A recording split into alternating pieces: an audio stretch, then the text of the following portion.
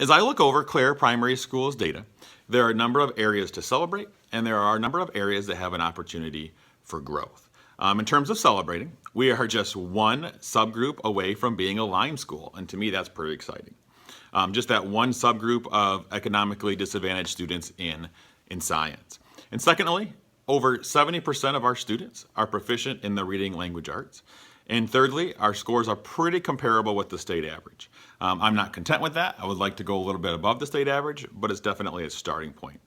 In terms of areas of growth or areas for improvement, the first one is being that the bottom 30%. We got to bring that bottom 30% up. We got to work to close that gap. And secondly, science. We need to work to bring those science scores up. One thing that really jumped out at me was nearly 50% of our student body is economically disadvantaged. And that's quite a number of students that we need to work to bring those science scores up.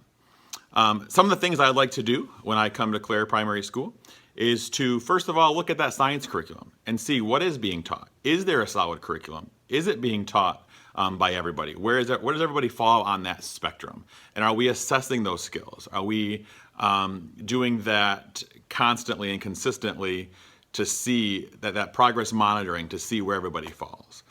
Also, I want to look at and see, are we giving multiple assessments throughout the year?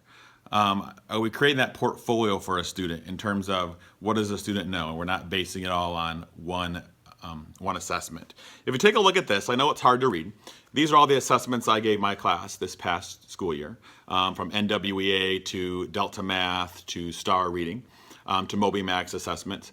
And I'm able to quickly look at these, and I've color-coded them so I can see things that jump out at me, and so I can see where we need to go next. And some of these things are things that I like to bring up during PLC meetings and to see what are the next steps, okay? To use this data to guide our instruction, not just to give the data just to give it, because that's, to me, a lot of time wasted, but to look at this and see, how is this going to guide our instruction? How is this going to help bring those scores up, okay?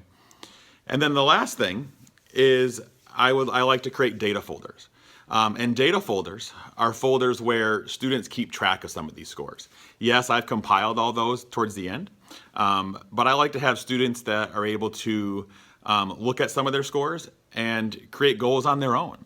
So they know where to go next and they know how to track their progress. Because a lot of it, when it comes down to test scores, when it comes down to data, I want them to have some accountability and I want them to have some responsibility in helping bring up our scores.